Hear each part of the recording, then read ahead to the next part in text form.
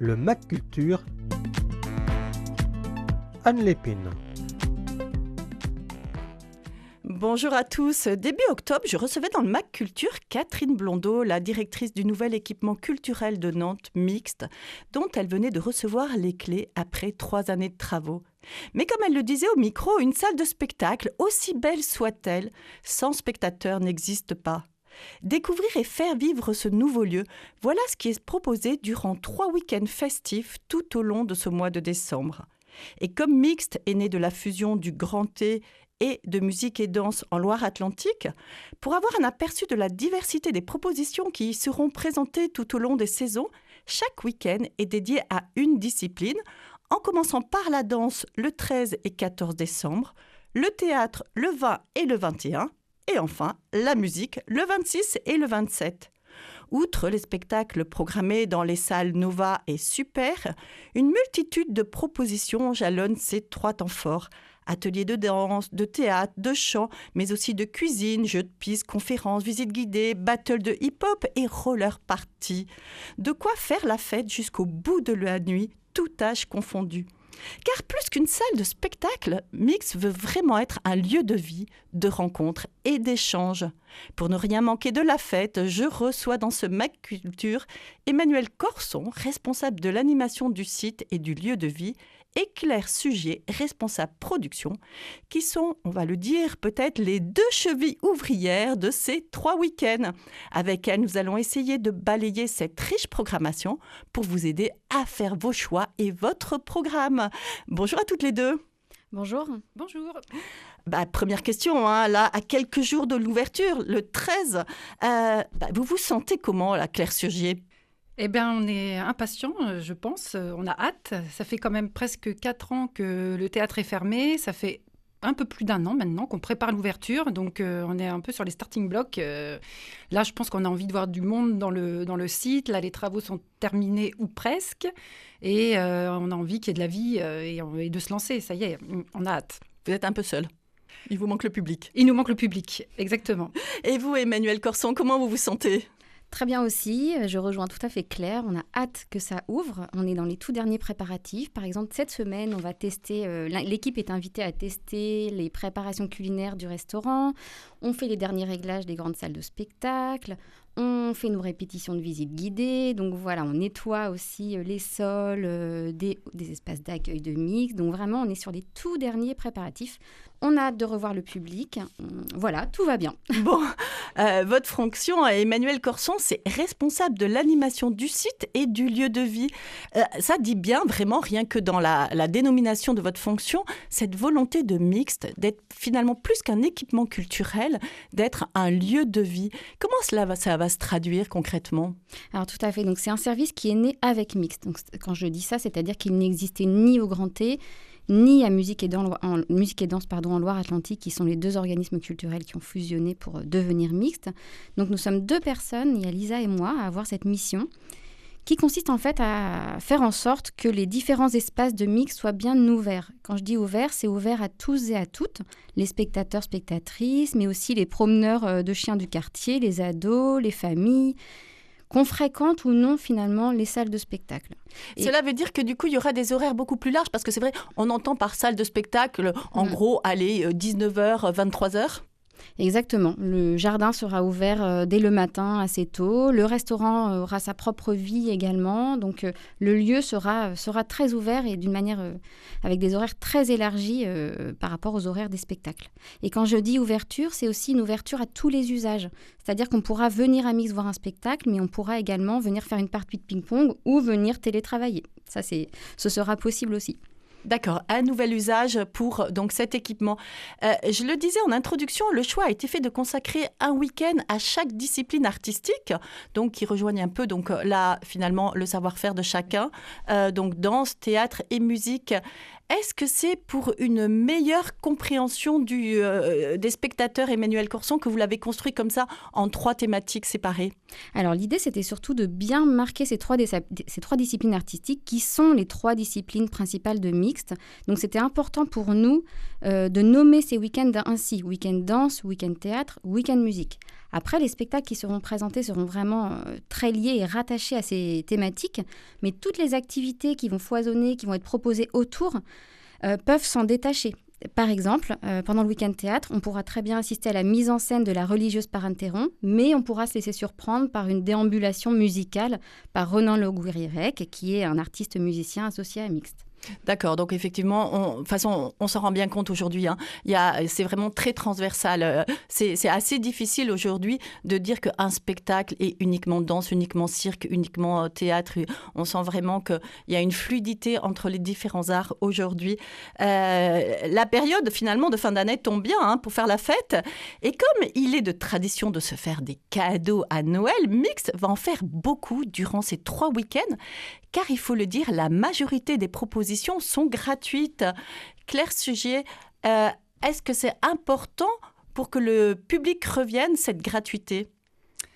Alors oui, pas uniquement. On voulait proposer différents types d'activités qu'on puisse faire 5 minutes ou 20 minutes, donc qu'il y ait du va-et-vient, que le public puisse se sentir libre d'aller et venir. Et en fait, pour ça, de toute façon, la gratuité, c'est le plus simple.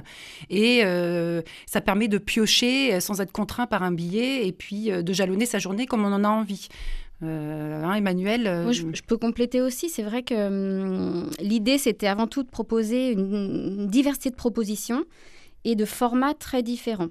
D'ailleurs, petit tips pour les auditeurs et les auditrices, sur le site internet de Mixte, donc mixte.fr, on a créé une rubrique dans le magazine qui va vous aider à vous repérer et à faire votre parcours dans ces différents week-ends d'ouverture et de festivités.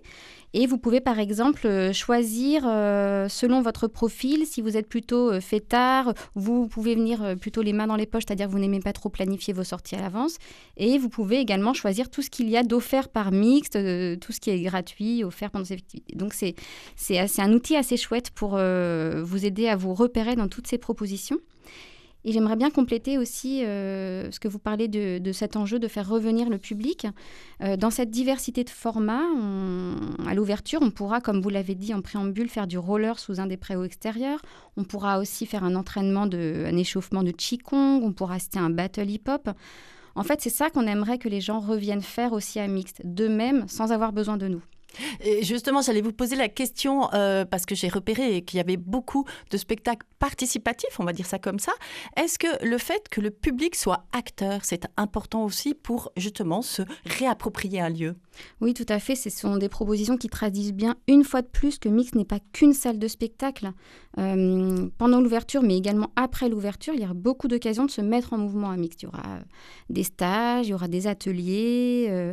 Je vais en reparler tout à l'heure d'ailleurs si on parle des propositions pour les adolescents, les familles. Autre exemple d'appropriation du lieu, on a par exemple un espace aujourd'hui, on ne sait pas encore tout à fait ce qu'on y fera. Donc là, on aimerait bien consulter les habitants, les habitantes du quartier, les spectateurs, les spectatrices, et imaginer avec eux ce qu'on pourrait en faire, quels sont les besoins, leurs envies. Donc ça, ce sont des façons pour nous aussi d'appropriation du lieu, de Mixte à l'avenir. Parce qu'on l'entend bien quand on vous entend parler, le lieu est immense. Je pense que ceux qui sont habitués au grand T, à la configuration du grand T avant, rue du Général Buat, ils vont être un petit peu perdus. Comment vous avez justement prévu la circulation du public ? Parce que il y a des grandes salles, des petites salles, des couloirs, un belvédère, le parc. Donc comment vous allez gérer justement cette circulation pendant ces 3 jours ?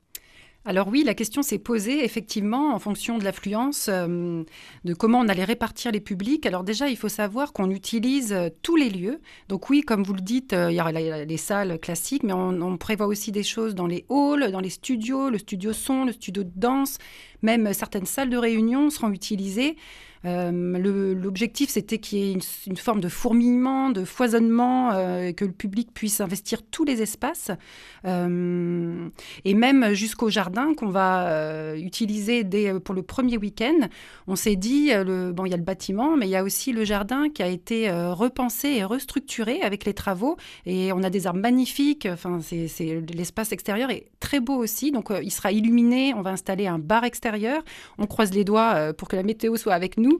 Et donc que le public se diffuse un peu partout. Et pour ça, bien sûr, comme vous le dites, c'est très grand. Mais nous aussi, on s'est perdus au début. Maintenant, ça va mieux. Mais on va installer des plans à des endroits stratégiques. On va aussi distribuer des plans papier pour que les gens puissent se repérer où sont les activités qu'ils ont envie de faire. Et tout au long de la journée, il y aura un point info ouvert en continu où les gens pourront se rendre pour poser des questions très pratico-pratique, à quelle heure commence telle chose, est-ce que c'est complet, comment je m'y rends, et aussi pour avoir des conseils artistiques si jamais vous arrivez un peu les mains dans les poches, on peut dire. Alors si vous arrivez les mains dans les poches, vous proposez, parce qu'on dit effectivement il y a le côté artistique, mais il y a aussi cette architecture qui est quand même très intéressante. Et donc il va y avoir des visites commentées, qu'on va pouvoir suivre en s'inscrivant, mais aussi il y a une proposition qui est une performance dansée dans des lieux insolites. C'est une performance qui s'appelle « Habiter son corps rituel ». Je me demandais, est-ce que vous allez aller dans les coulisses du théâtre ? Parce que souvent, les spectateurs, ils sont assez gourmands de ce genre de choses. Oui, tout à fait. En fait, il nous semblait important de permettre au public de découvrir des espaces habituellement inaccessibles. On va dire que c'est un peu le bonus de l'ouverture, de pouvoir aller dans des endroits où, en général, le public ne va pas. Donc oui, aussi bien à travers les visites guidées dont vous parlez, mais aussi à travers des performances artistiques, le public pourra découvrir des zones secrètes, voire même insolites. Mais bon, je ne vais pas en dire plus, il faudra venir et vous verrez effectivement des endroits cachés. Bien sûr, parce que l'idée, c'est de ne pas tout dévoiler. Justement, vous parlez de ces lieux cachés, mais finalement, il y a aussi cette histoire cachée. Qu'est-ce qui s'est passé pendant 3 années ? Et là, vous avez le Mixte a demandé à 6 artistes de raconter ces 3 années de travaux, parce que, voilà, un lieu, c'est une géographie, mais c'est également une histoire. Et finalement, chacun va raconter ces 3 années avec son propre langage artistique. Ça peut être de la danse, ça peut être du théâtre, de la vidéo, de la lecture-dessin. Est-ce que finalement, alors je ne sais pas si vous avez eu l'occasion de tous les voir, Claire Sugier, mais est-ce que c'est la même histoire qu'ils racontent ? Oui et non. Alors, au départ, la commande, c'était effectivement écrire sur la transformation du lieu. Parmi les 6 artistes dont vous parlez, 4 sont nantais, donc ils connaissaient le Grand T avant. Même Anaïs Saleh, qui est à l'origine du projet, elle a été ouvreuse, elle est maintenant metteuse en scène. Oui, elle connaît vraiment, elle est venue quand elle était étudiante au lycée, donc elle a une grande histoire avec notre théâtre. Et donc, elle a rassemblé autour d'elle 5 autres auteurs-autrices pour écrire sur cette transformation. Et c'est vrai qu'au fil du temps, avec les rencontres, les résidences qu'ils ont pu faire ensemble, leur projet s'est nourri et chacun a choisi un prisme qui est lié à sa propre, aussi à sa propre vision artistique. Histoire, finalement, sa relation personnelle, finalement, avec ce lieu. Oui et non, mais aussi, par exemple, François Perrache, qui est un auteur parisien, il n'était jamais venu, mais c'est bien aussi ce regard frais sur une transformation qui est quand même, c'est pas tout le temps que des théâtres ont des travaux de cette ampleur. Et lui, François Perrache, il est parti il écrit des podcasts pour la radio. Donc, il est parti sur ce qu'il savait faire. Et finalement, le projet a mûri et s'est développé et est devenu un projet qu'on a construit avec les étudiants du Conservatoire de Nantes, en théâtre et en musique. Donc, les étudiants du Conservatoire lisent les capsules, les textes, et les étudiants en musique ont fait les fonds sonores. Donc ça va être des petites capsules, petits podcasts qui vont être diffusés dans différents endroits du site, que vous pourrez écouter le week-end du 20 et du 21 en continu dans différents lieux. Et puis, il y a aussi un projet avec les amateurs. Donc, on a créé, Karima El-Karaz a écrit une pièce parce qu'elle, sur les 3 ans, elle a rencontré les ouvriers du chantier, elle a assisté aux réunions de chantier, donc avec un vocabulaire, autant vous dire, parfois, c'est, quand on est novice, on ne comprend pas. Donc elle en a fait une pièce qui est assez drôle et qui est jouée par des amateurs qui se sont inscrits pour faire une semaine de stage pendant les vacances de la Toussaint, plus 2 week-ends de révision, ils ont bossé. Et là, pareil, ce sera diffusé dans la Chapelle le 20 et 21. Donc voilà, on se rend compte beaucoup d'humains derrière cette ouverture et dans cette histoire.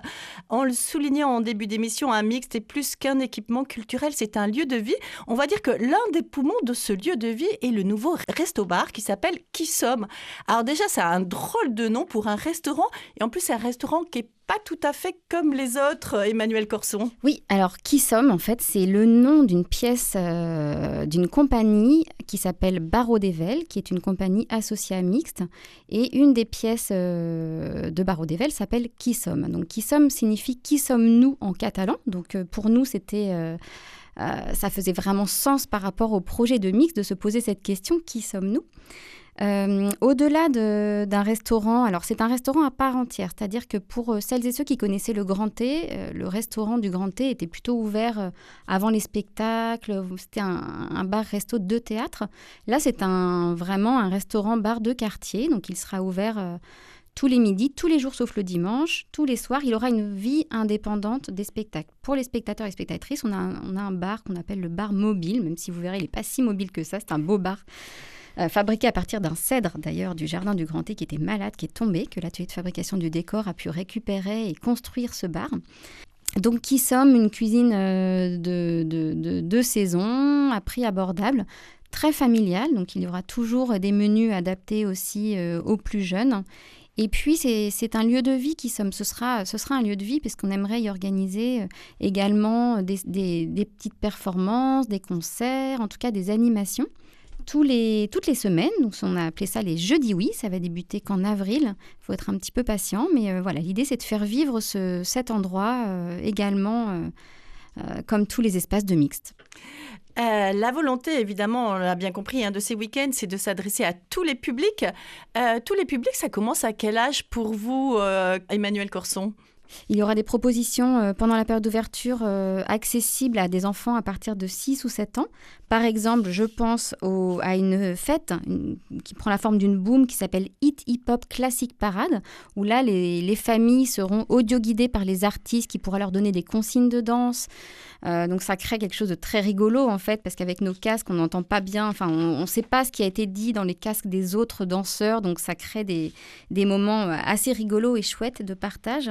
Donc il y aura notamment ce spectacle-là, il y aura le resto qui aura des propositions culinaires adaptées aux jeunes, je l'ai dit. Il y aura Kilt en famille aussi, ça c'est une proposition de lecture de textes de théâtre parents-enfants. On pourra aussi mettre la main à la pâte, les jeunes enfants pourront mettre la main à la pâte parce qu'on a demandé à notre agence graphique qui s'appelle AAA, il y a 5 A, pas très facile à prononcer, de faire des ateliers graphiques en lien avec l'identité de Mixte. Donc il y aura des ateliers gommettes, tampons, sérigraphie, donc voilà, ça ce sera aussi adapté ça, les aux enfants plus aiment jeunes. bien rapporter quelque chose, ça c'est toujours quelque chose d'important quand on revient à la maison, de rapporter un petit souvenir, et encore mieux quand c'est fait par soi-même.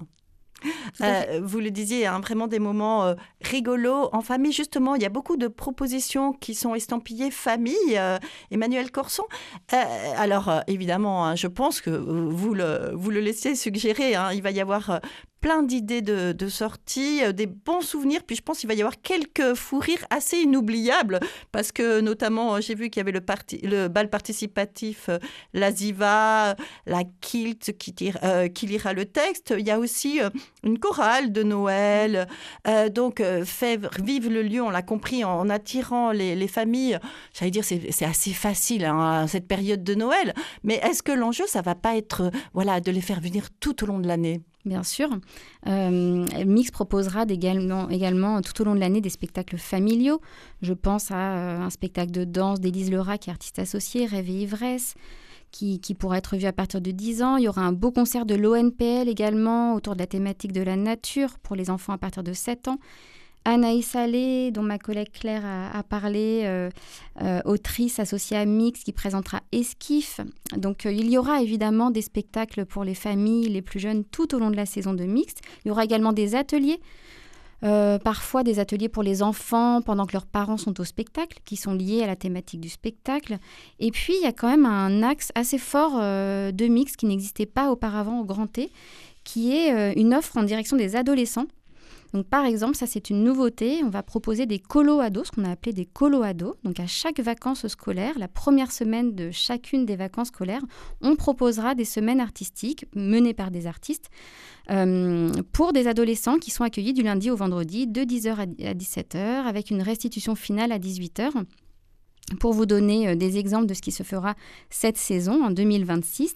Donc, pendant les vacances de février, on aura un stage danse et DJing. En avril, une colo ado autour du hip-hop.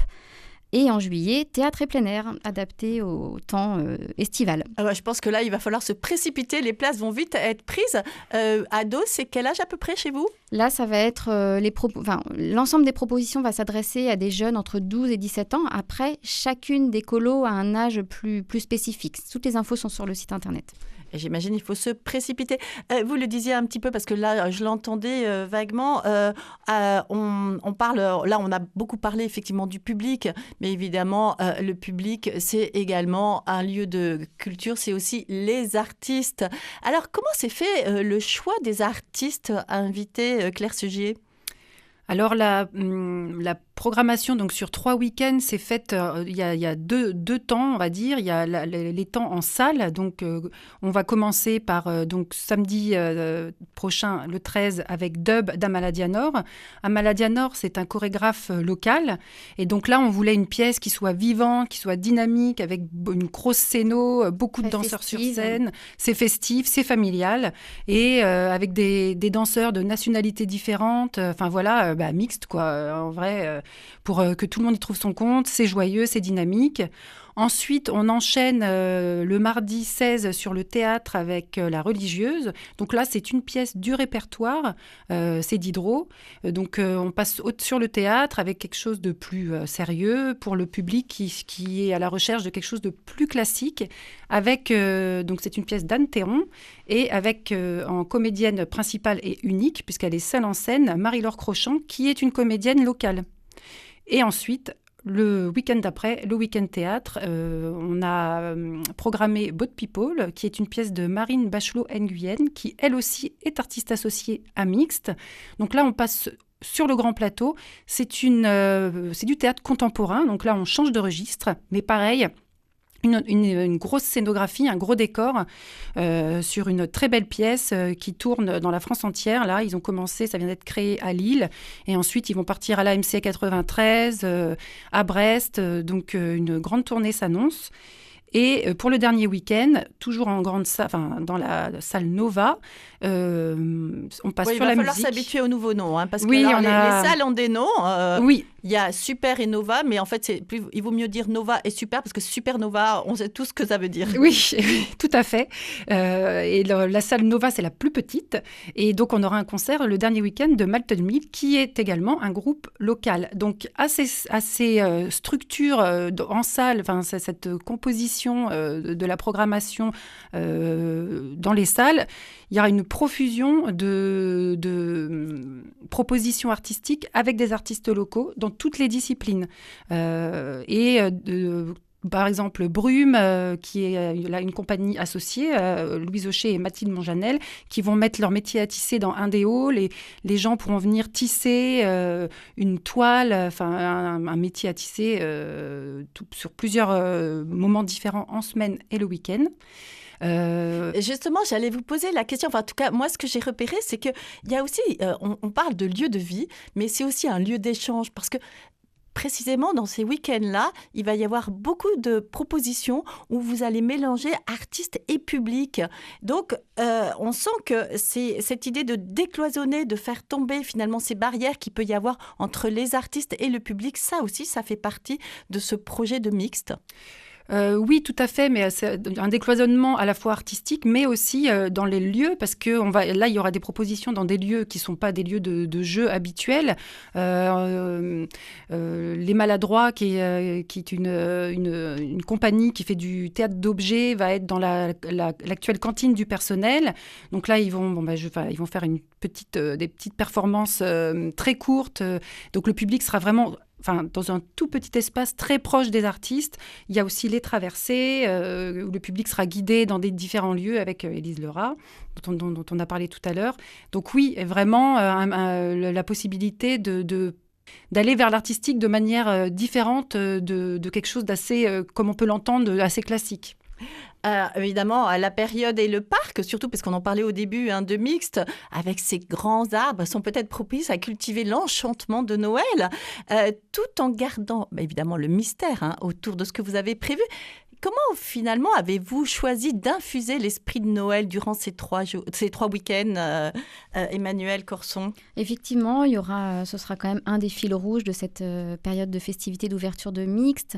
On en a parlé, on va monter un chœur éphémère de Noël qui va pouvoir chanter des standards classiques et plus contemporains autour de Noël. Donc ça, ce sera pendant le premier week-end de l'ouverture. Le bar-resto va aussi faire des propositions de petits cookies, gâteaux de Noël. Il y aura aussi un arbre à souhait, ça c'est par notre atelier graphique. On pourra décorer des sapins de Noël qui ont été fabriqués par l'atelier de décor. Donc effectivement, on retrouvera bien cet esprit festif de Noël. Et oui, on parle de la fête et notamment ça va être une fête peut-être XXL le samedi 13 au soir avec donc une grosse soirée. Le dress code, rapidement, avant qu'on conclue. On aurait bien envie de mettre des paillettes. On aurait bien envie de mettre des paillettes. Là, je pense que oui, c'est la fête. Il ne faut pas hésiter à y aller. Mais il y a le dress code, c'est qu'il n'y a pas de dress code. J'ai entendu dire que certains parlaient de se déguiser. Mais à vrai dire, j'en sais pas plus. Mais on verra le soir même. Ça va être la surprise. Chacun vient comme il veut, comme disent certains. Merci beaucoup, Emmanuelle Corson, responsable de l'animation du site et du lieu de vie. Et Claire Sugier, responsable production de Mixte, de nous avoir donné envie de venir fêter là et de découvrir ce nouveau lieu mixte. Même si la majorité des propositions sont gratuites, certaines nécessitent malgré tout de s'inscrire pour le programme complet, les différents horaires. On a compris aussi pour faciliter peut-être vos choix. Et pour les questions de mobilité, rendez-vous sur le site mixte.fr. Le 13 décembre, Mixte ouvre enfin ses portes et nous offre 3 week-ends de fête. Un amuse-bouche pour nous mettre en appétit avant de déguster la riche saison à venir dans ce nouvel écrin. Soyez gourmands, la majorité des propositions sont gratuites et en matière de culture, il n'y a jamais d'indigestion. Mixte à consommer sans modération. Merci à toutes les deux. Merci beaucoup. Et merci à tous pour votre écoute. Rendez-vous la semaine prochaine pour un nouveau Mac Culture et découvrir ensemble une actualité culturelle sur la région.